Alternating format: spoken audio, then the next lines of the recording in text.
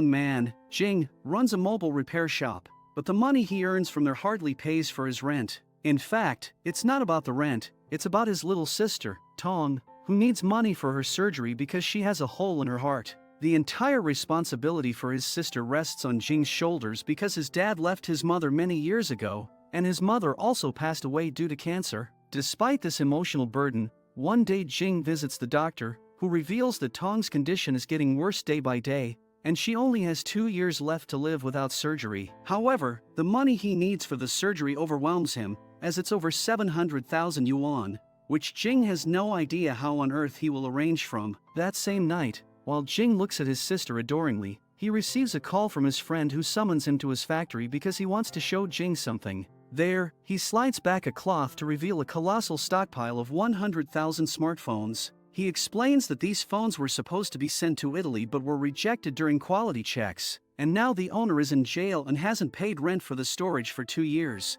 These phones are just taking up space and collecting dust. He offers to sell all the phones to Jing for 100,000 yuan, which Jing can repair and resell at higher prices. Jing considers the offer but doesn't have enough money to buy the entire stock, so he buys just one phone before returning home. He spends the entire night carefully repairing the phone and manages to turn it on by morning. Determined, Jing visits the bank the next day and secures a loan to acquire the entire stock of phones. Afterward, he goes to an electronic market in China where he signs a deal with a refurbished phone dealer to sell his phones. When Jing calculates the profit from this deal, he is shocked to realize the profit he will make by selling 100,000 phones is almost 1,000,000 yuan, which is more than enough for Jing to pay for his sister's surgery. Jing becomes very happy and excitedly picks up his sister from school because he feels that all his problems are about to be solved. But as you know, life has a habit of giving bad surprises. Jing experiences one such unpleasant surprise when 2 weeks later the Chinese government imposes a ban on the sales of refurbished smartphones due to the increasing e-waste. Jing angrily confronts the dealer, reminding him of their contract to buy all his smartphones, but the dealer informs him that no contract is above the law, and he can no longer purchase the phones. Jing is deeply saddened by the realization that he won't be able to arrange money for his sister anymore.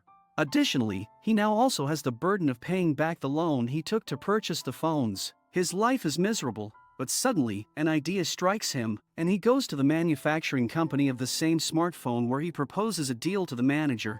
Jing will sell them the parts of the smartphones at cheaper prices, which the company can use in their refurbished phones for sale in international markets. However, the manager tells him that it's not possible because removing the parts from the phones could lead to defects, causing them to fail quality control. Jing assures him that he can safely remove all the parts, ensuring they will still pass quality control. The manager was clearly not interested in Jing, so to avoid him, he loosely suggests that Jing send the parts for quality control testing and inform him when the report comes before leaving. Afterward, Jing works hard for several days to safely remove every important part of the phone and sends them for quality control. Fortunately, all the parts pass the quality checks, and Jing immediately takes the report to the manager, requesting him to sign a deal with him. The manager tells him that he never said he would buy the parts, he only asked Jing to inform him if they passed quality control. Jing becomes angrily saddened to hear this, but he doesn't give up. He approaches the company's owner, Zhang, and asks for just 10 minutes of his time.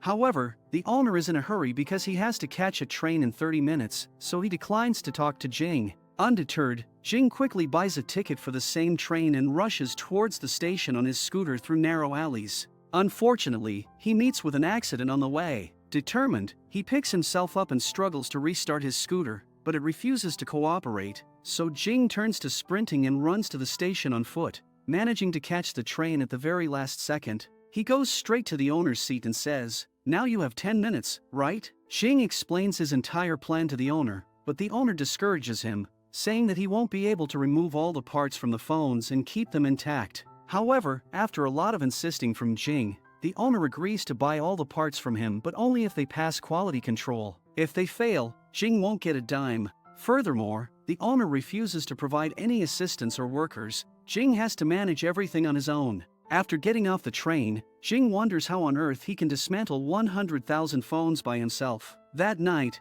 Jing takes his sister from his friend's house and starts heading home. Along the way, Tong notices the wounds on her brother's back, and tears well up in her eyes as she realizes he's been in an accident. She tearfully tells him that he should drive slowly because, after him, there is no one else in the world for her. Jing assures her that he will drive slowly next time, and Tong tends to his wounds once they reach home. Later, Jing seeks out his neighbor Zhao and confides in him about his ambitious plan to establish a factory for dismantling the phones. He requests Zhao to oversee production on a part-time basis. Zhao warns Jing that his plan is too risky and he could lose everything, but Jing reveals that the only thing he stands to lose is his sister, and without this, there is no way he can pay for her surgery. Moved by Jing's determination, Zhao ultimately accepts his offer. The next day, Jing sells his shop and scooter to rent a place where he can set up his factory and store his stock of 100,000 phones. Jing and Zhao join forces to clean up the entire place and assemble the necessary furniture, naming the company Nice View. With the groundwork laid, they now need a team to work with, but to cut costs, Jing decides to hire some of the worst individuals so he doesn't have to pay high wages. Jing's first employee is Wang,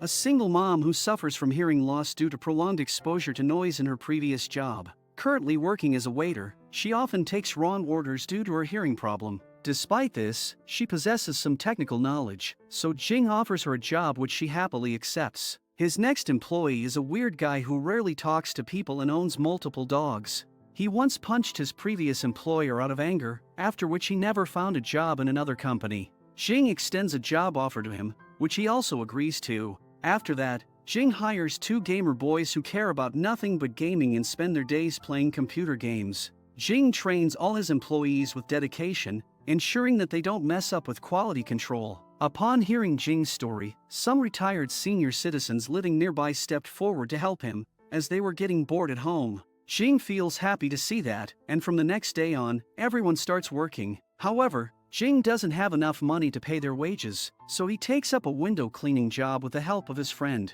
During the day, Jing tirelessly cleans the window, and at night, he dives into dismantling the phones. With unwavering dedication, Jing pushes himself to the limit, working an astonishing 20 hours a day and leaving himself only 4 hours of sleep. The only purpose of his life is for his sister to be alive. One day, outside Jing's factory, some thugs start harassing Wang because they want her to withdraw the case she filed against her previous employer, which had caused her hearing loss. However, Wang refuses straight away to withdraw her case, so the man hits her on the face, causing Wang's hearing aid to break, a precious gift from her son. Witnessing this, Jing runs towards the man and delivers him a powerful flying kick, which prompts the man's accomplices to retaliate against Jing. Seeing this, Jing's employees come to his side, leading to a struggle between the two groups. Just then, Zhang, the weird employee, enters the chat and knocks out all the bad guys with ease. Jing warns that he doesn't want to see them around, but Wang, fueled by rage, attempts to attack them with an axe. Jing and the other employees try to stop her, and Jing assures Wang that he can fix her hearing aid, which calms her down. A few days later, one of Jing's employees gets married, and Jing takes to the stage to deliver a heartfelt speech in honor of the newlyweds. Later, while bonding over drinks, Zhao asks Jing if he has any plans for himself, but Jing reveals that all he wants in life is to see her sister grow. However, Jing's troubles don't end there. After the party, when he returns home with his sister, he finds a note from the landlord at the door, stating that he must pay his 4 months due rent to open the door. Jing attempts to open the door with his key, but the landlord has changed the lock. Jing tries to convince the landlord over the phone, but he denies opening the door. Now Jing doesn't know where to go with his sister at this late hour, so he takes her to Zhao's house to spend the night. Feeling frustrated and desperate, Jing goes to confront his friend who sold him the stock of mobile phones because he owes Jing 2,000 yuan, which he hasn't paid for months. Jing delivers him punches before collecting every penny he has from his house. The next day, Jing arranges for himself and his sister to stay in his factory because he doesn't want to burden Zhao any further. Jing feels sorry for himself that he cannot even afford a nice bed for his sister. He resolves to work even harder and almost stops sleeping, only taking short naps between work to recharge himself. He treats every moment as precious, dedicating himself entirely to his goals. One night, while Jing was catching a brief nap at his desk, his sister wakes him up because she hears some strange noises outside that frighten her. Jing ventures outside to investigate, only to find 2 people stealing his mobile phone stock from the truck. Upon being spotted, the thieves immediately start running away, but Jing jumps onto the truck. He hangs by the door, leading to a scuffle with the intruders. As a result, the truck drifts to the middle of the road, and Jing and one of the intruders are thrown away from the truck, resulting in severe injuries to Jing's fingers. The truck driver runs away, but Jing walks up to his accomplice, demanding his phones back. At that moment, his sister also rushes to the scene, and seeing her brother injured, she becomes deeply upset. After receiving medical attention for his injuries, the police informed Jing that they caught the thief through his assailant and recovered all the stolen phones. The next day, while working his window cleaning job, Jing accidentally drops a bucket of water due to his injured finger, leading his boss to summon him to the office. Seeing Jing's swollen hand, he instructs him to remove his gloves. Reluctantly, Jing removes the gloves only to get scolded by his boss for working with an injured hand. Despite Jing's pleas, he heartlessly fires him from his job but provides him with a salary for the 3 days that Jing worked with his injured fingers. Now, with all his options exhausted, Jing doesn't know how he'll pay the rent for his office or the wages of his employees, let alone afford his sister's treatment. The fear he had is realized when the landlord gives him only 3 days to pay the rent before he rents the place to someone else. Left with no other choice, Jing finds himself standing resolutely in front of the manager's car amidst a raging storm, asking him for some advance payment. However, the manager insults Jing, calling him an overambitious wage worker before kicking him out of his car. Feeling disheartened, Jing spends the night with his sister at Zhao's house as the relentless rainstorm continues to lash the city throughout the night. The following day, as Jing makes his way to his office, his heart sinks at the sight that greets him. The landlord has callously thrown all of Jing's belongings out onto the street and rented the place to someone else. Feeling hopeless and defeated, Jing finds himself sitting forlornly by the wayside, devoid of any thoughts or ambition, just peacefully looking at an ant. At that moment, all of Jing's employees arrive ready to work, but Jing apologizes to them before informing them that the factory has been closed, and he doesn't have the money to pay their wages. To Jing's surprise, his employees tell him that they are no longer just employees, they are a team, and Jing can pay them salaries once he has the money because they understand how hard he is working. They are grateful that someone believed in them enough to hire them for the first time. They assure Jing that they will work from home and complete the orders. This boosts Jing's morale greatly, after which they load the phones onto the truck and take them to their homes, where they start dismantling them. After months of tireless effort, all the work is finally done, and Jing sends the parts off for quality test. However, he still fears what he will do if the parts are rejected in the quality test. Jing and his employees nervously await the test results, and after a few minutes, they are called to the company's CEO Zhang's office. Zhang congratulates Jing for completing the orders on time before informing him that 87% of the parts sent by Jing have passed the quality control.